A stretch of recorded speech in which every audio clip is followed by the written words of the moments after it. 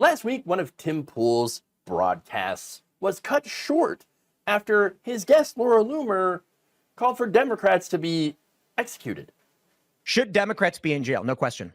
When Donald Trump gets elected, should he start locking them up? No question. Should there be lists of Democrats that need to go to jail? 100%. And the reason for that is they've committed crimes. We need to make sure that when Donald Trump wins, we've got an attorney general, a deputy attorney general, a head of the CIA and the FBI. Kash Patel would be fantastic. We can have attorney general. There's some names floating around.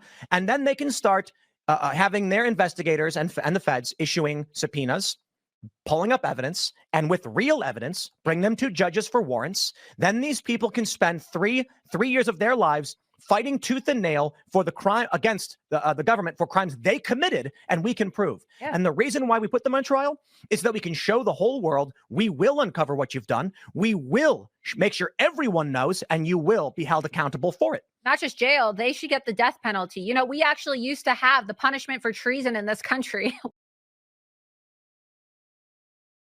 Hey, wait a minute. Where'd the stream go? Bing, bing, bing, boom. It's gone. Yeah, Tim Pool. Tim Pool is like, you know, I am down for arresting my political opponents, but I draw the line at killing them on my stream. I mean, you know, when you say killing them while on my stream, I'm not actually against that. Please, won't somebody think of the monetization? Look, the guy's beanie was probably on fire from all the lost super chats. All right. Oh my God, we gotta shut it down. They're gonna demonetize us. Oh no. Look, he literally deleted that stream from his YouTube channel. That's serious. I was able to get this from Steve Bannon's War Room, okay, over on Rumble, all right, where that's apparently that gets to fly, you know, calling for the execution of your political enemies. Now Tim talks about crimes. Well, they've committed crimes. Really, what crimes?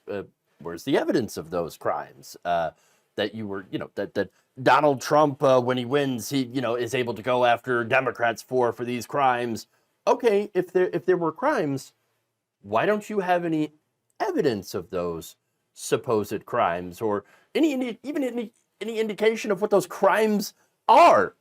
I mean, he's just like, I don't know, there are crimes. Guess what? We're gonna find those crimes that we don't have any evidence for. Oh, you mean Trump's just gonna make them up? I mean, that's what I get from this. But here's the thing about Tim Pool that I think we're all aware of, okay? He pretends to be a disaffected lefty who just so happens to parrot all the right-wing talking points. Wonder why? Oh, right, it's because it makes money. It makes a lot of money. Because, let's be honest, there's no money on the left. Contrary to popular belief, I'm not getting a Soros check, okay? Like, I didn't get no Soros checks. Maybe they're in the mail. I don't know. But if I was getting funded by anybody, I wouldn't desperately need to plug my Patreon, which is patreon.com/Jeff Waldorf, by the way. Sign up and help the show. Good Lord, I need it. Oh God, things are tough. But Tim Pool makes a lot of money from his grift, so much so that he has his own freaking skate park, okay, at his house. Okay, I don't know what Tim Pool really believes. Does he? I don't know if he believes in anything other than money. Okay, and so he is very, very careful not to break YouTube TOS, which I think we all are. We all don't want to break the terms of service, right? But when you're platforming white nationalists and Nazis, it's kind of hard to avoid breaking TOS all the time, you know, because you've got some very, very extreme people with some very, very extreme views. Laura Loomer happens to be one of them. And so one of the differences between Laura Loomer and Tim Pool is that Tim is simply dishonest, whereas Laura Loomer, I believe she is legitimately insane. She has actually promised to handcuff herself to Rikers Island if Donald Trump gets sent there. Okay, very likely Donald Trump is never going to see the inside of a jail cell, all right? At worst, he's going to get house arrest, at least for his upcoming, you know, he's already been convicted, his upcoming sentencing in July 11th. But, you know, she's like, I will go to jail for Donald Trump. Oh, good. Good. You can join the rest of them, the Capitol rioters, because there's plenty of people who've already gone to jail for Donald Trump. I'm sure you all have a great time together at the cult meeting, all right? Don't drink the Kool-Aid. Funny enough, she actually did chain herself to the doors of Twitter which was hilarious because she left after a couple of hours because she was thirsty. So there's that. Seriously though, the issue though that she talks about is a big one. Okay, that she illustrates, I should say. The far right has shown that they want violence. They want blood. They despise their political enemies. I don't despise Republicans. I despise right-wingers. I think they're wrong. And I would like to drag them into the future kicking and screaming where they actually get health care. I know, and childcare. Wow. Amazing, right?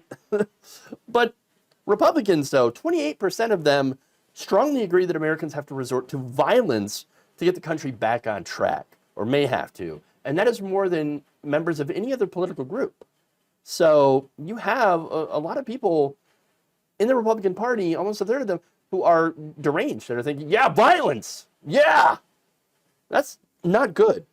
And by the way, following the verdict, Trump fans took to the internet and said some pretty unhinged things, threatening things. In fact, one user on Patriots.win said, someone in New York with nothing to lose needs to take care of Merchan. That's Judge Merchan. Another, writing at the Gateway Pundit, said, quote, time to start capping some lefties.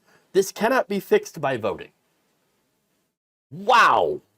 Another says, 1 million men armed need to go to Washington and hang everyone. That's the only solution. Just, unhinged threats.